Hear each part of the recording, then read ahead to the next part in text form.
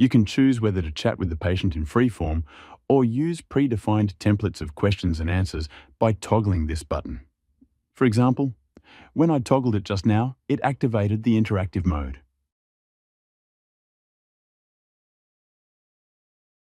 In this mode, you can communicate with the patient either by using a microphone or by texting.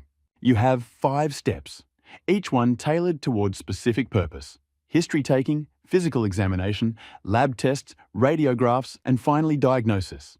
You are required to do each step as you were in your own clinic. You can navigate between the 5 steps using these buttons. Each question you ask, physical examination you perform, or test or radiograph you order is counted. You should only choose the relevant tests or measures for the patient's case, based on evidence-based medicine.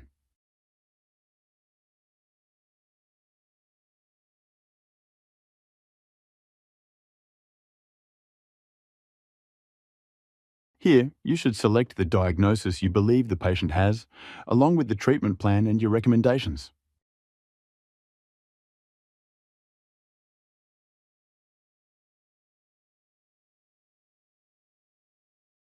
We will provide comprehensive feedback after you complete the case.